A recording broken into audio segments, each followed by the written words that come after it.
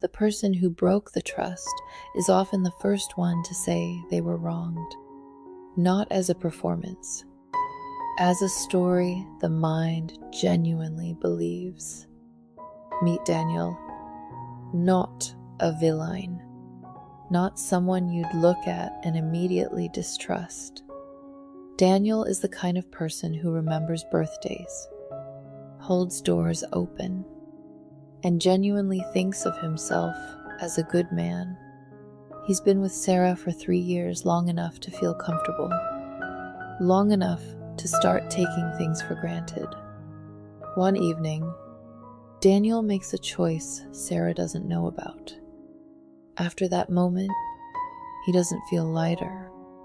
Something begins to settle in heavy, unnamed. But Daniel's mind doesn't sit with that feeling for long. It starts looking for an explanation. The first story Daniel tells himself, I did it because Sarah hasn't really been present for months. He fills in the blank with reasons that sound reasonable and sound more reasonable each time he repeats them. And to understand why that happens, we need to look at what happens inside a brain that simply cannot afford to see itself as the villain. If this is your first time with Mind Psypher, we don't take sides here. We just try to understand. Let's go back to Daniel and Sarah. Daniel has been texting Maya, someone Sarah barely knows, while Sarah was home waiting for him. He tells himself, Sarah doesn't listen anymore. Maya actually gets me. That's not entirely false, but it's doing something else at the same time. It's turning a reason into a permission, turning circumstance into justification. When Sarah asks where he's been, Daniel doesn't feel caught. He feels accused. And so he says, Why do you always assume the worst about me? Sarah apologizes. Daniel feels relief, a sense that he's been confirmed, that he wasn't wrong after all. But this is the moment worth pausing on. That relief is not evidence of innocence. It's Daniel's mind releasing pressure by transferring it onto Sarah. And Sarah, without knowing it, has just absorbed something that was never hers to carry. Second situation. Different person. Same pattern. Meet Owen. Owen and his team spent 4 months on a project. In the presentation, Owen takes most of the credit. He tells himself, I did the heavy lifting. Everyone knows that. When Claire, the colleague he's closest to, calls it out, Owen doesn't feel exposed. He feels betrayed by someone he trusted. None of you understand the pressure I was under. I carried the hardest part of this. That's not entirely invented. The pressure was real. The effort was real. But real effort doesn't automatically make a harmful action into a fair one. Owen's mind is running a quiet calculation, adding up his own suffering, subtracting everyone else's. The question is, at what point does I had my reasons become I was the one being wronged?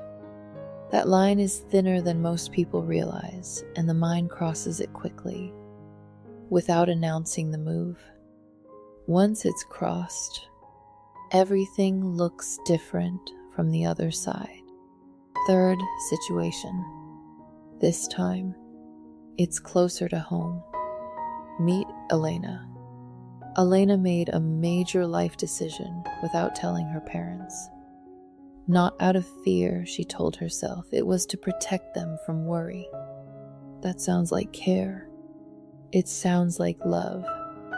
But when the truth came out, Elena didn't acknowledge the impact. She said, I did this for the family. Love and control sometimes wear the same coat, and the person wearing it doesn't always know which one they have on. Her parents were hurt. Elena was genuinely shocked that they weren't grateful.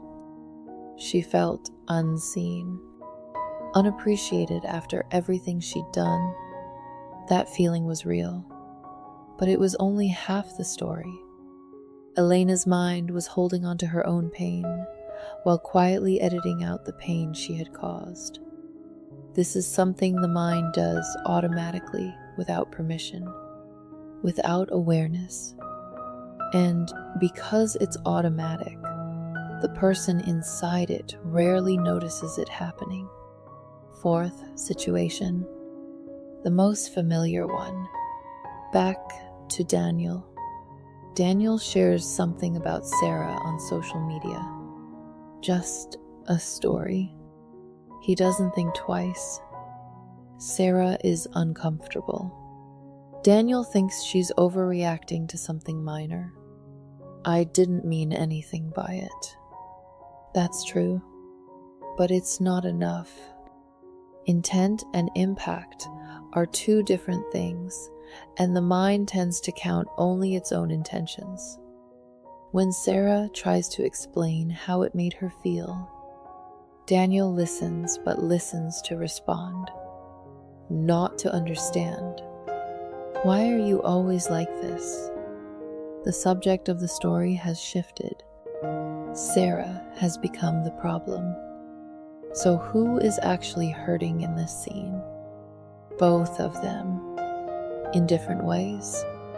And that's exactly what makes it so difficult to untangle. Daniel's mind isn't pretending to feel wronged. It genuinely feels misunderstood, dismissed, unfairly treated. 4 situation, 4 people, 1 pattern. And that pattern begins inside the mind, not outside it. So what is actually happening in there? There's a concept in psychology called moral disengagement, the mind's way of switching off its own ethical circuit breaker. It allows someone to act against their own values without immediately feeling the weight of guilt. It's not that they lack a conscience, the circuit breaker is temporarily tripped, not permanently removed. One way the mind does this, it reframes the action. This wasn't a betrayal. This was self-preservation. Another way, favorable comparison. Other people have done far worse than what I did. Another, displaced responsibility.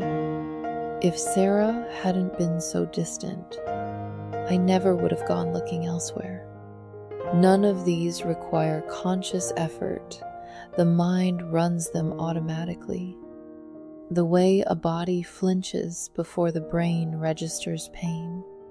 The second mechanism is called ego defense, the protection of a coherent self-image. Daniel's mind, Owen's mind, Elena's mind, all of them need a consistent internal story.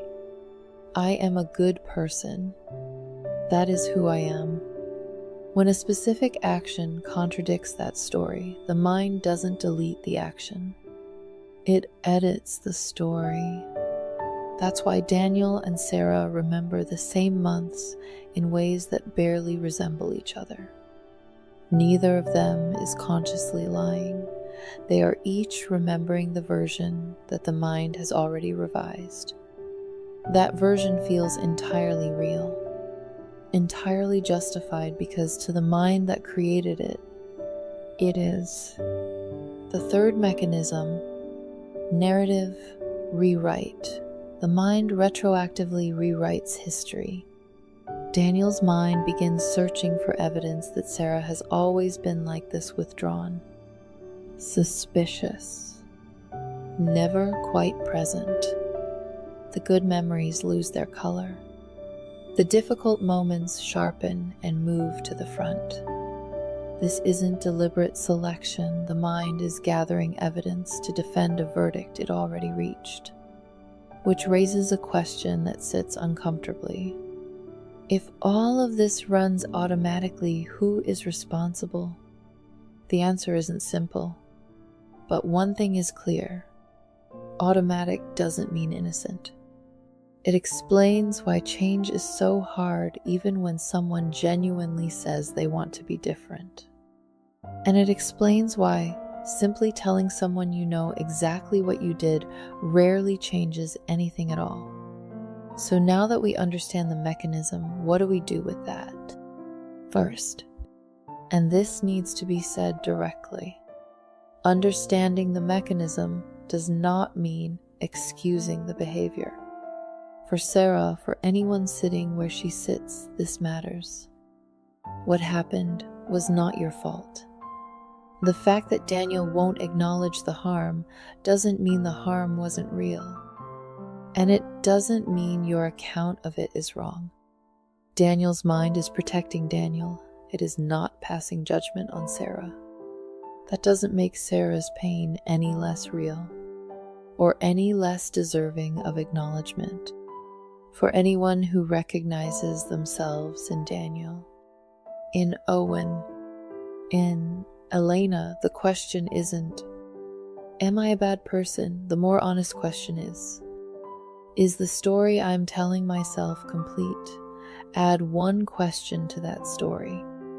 What did Sarah actually feel, not as punishment, not as self-flagellation, but so the story becomes wider, truer, enough to hold both people in it.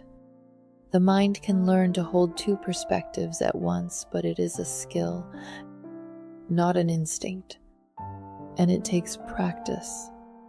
Imagine Daniel, alone one evening, not reaching for an explanation, for once just sitting with the memory. Not a dramatic moment, just the quiet recognition. Somewhere along the way, I started editing this story. That is the first step, not an immediate apology, not a complete transformation overnight. Just seeing the story a little more fully, being a little more honest with yourself than you were yesterday. For Sarah, no one is asking you to forgive. No one has the right to ask that of you. Understanding how Daniel's mind works doesn't mean defending what he did. And it doesn't mean you have to stay. It means you don't need to fully understand everything before you're allowed to move forward. Sometimes understanding is just understanding, not a reason to stay, not a route back. Picture Sarah talking to someone she trusts, not Daniel. Not to resolve anything today. Not everything needs to be worked out directly with the person who caused the harm. Sometimes the most necessary thing is simply space to recover before you decide anything else. One final question. Can this mechanism actually change? Yes, if the person feels safe enough to look honestly at their own story without falling apart in the process. Safe here doesn't mean unjudged. It means not terrified that honesty will destroy them. That's why real change takes time, not because people don't want it, but because seeing clearly is frightening. Daniel and Sarah's story doesn't have a required happy ending. But there is always one thing that can shift the way a person chooses to read their own story. The mind rewrites to protect, but we can choose to read it back. More slowly, more completely. Not to punish ourselves, but so the story becomes a little more true. If something in this stayed with you, even a single line, then Psypher has done what it set out to do. We'll see you in the next one.